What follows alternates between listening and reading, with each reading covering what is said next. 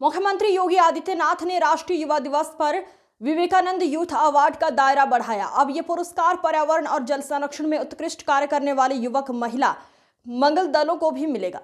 उन्होंने 21 करोड़ के 5 multipurpose hall का लोकार्पण और 26 करोड़ के 3 ग्रामीण स्टेडियम का शिलान्यास किया। युवाओं को जल संरक्षण, पौधारोपण और विकसित भारत 2047 से जुड़ने का आह्वान किया।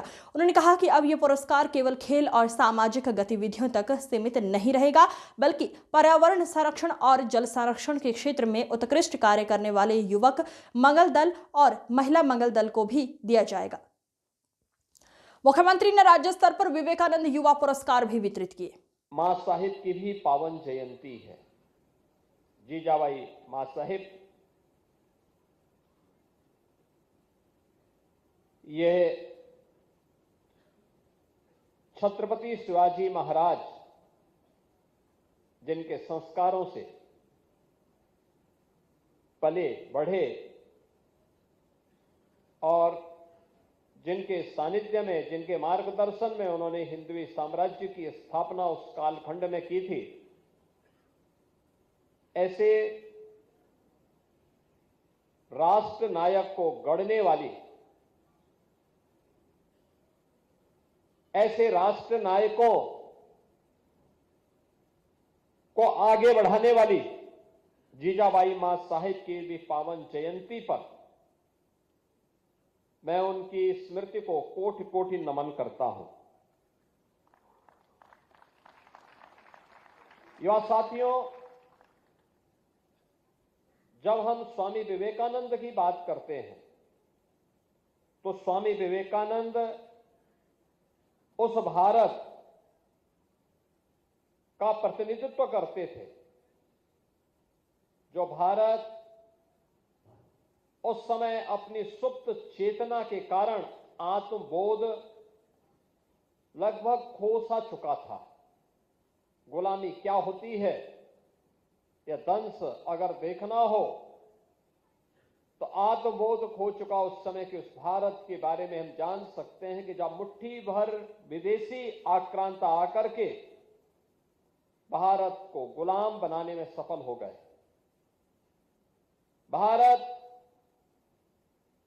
चंद लोगों के द्वारा लूटा जा रहा था। यहां की सभ्यता, यहां की संस्कृति, यहां की परंपरा को अपमानित किया जा रहा था। उस कालखंड में सुप्त चेतना को जागरूक करने के लिए, भारत को भारतीयता के आत्मबोध से जागरूक करने के लिए जिस युवा सन्यासी ने उस कालखंड में एक महती भूमिका का निर्वहन किया था, वह नाम है स्वामी विवेकानंद का। स्वामी विवेकानंद की पूरी यात्रा के बारे में जब हम लोग अवलोकन करते हैं, उनका बचपन का नाम नरेंद्र था। नरेंद्र से स्वामी विवेकानंद की ये यात्रा एक साधक से एक युग परिवर्तक की यात्रा है। यानी अगर हमारे मन में बदलाव की इच्छा शक्ति हो, सत्संकल्प हो, तो हम उस बदलाव के वाहक बन सकते हैं। लीक से हट करके चलने की वह प्रेरणा हम सबको आगे बढ़ा सकती है।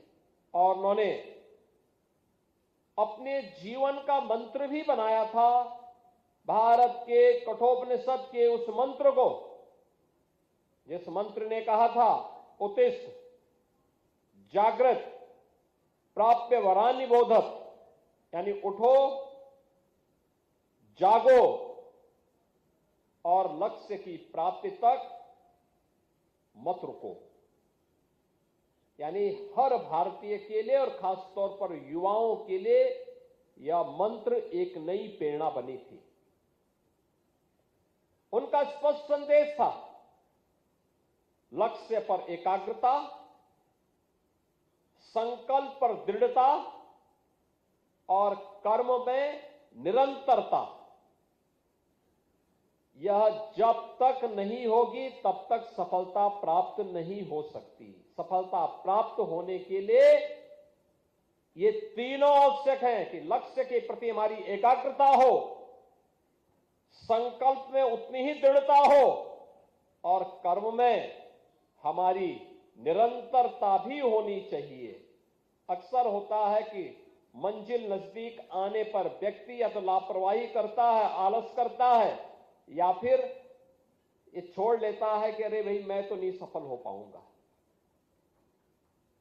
लेकिन जब उसके मन में तीनों भाव रहते हैं तो उसको सफलता से दुनिया की कोई ताकत रोक नहीं सकती है। और ये स्वामी विवेकानंद की यही प्रेरणा रही है।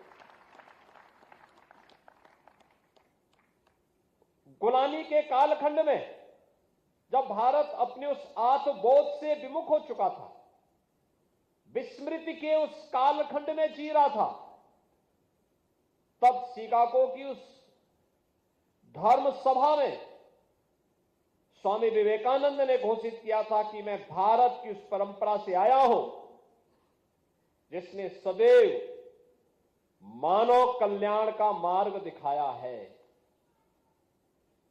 यानी हमने किसी का छीना नहीं, हमने किसी को जबरन गुलाम नहीं बनाया।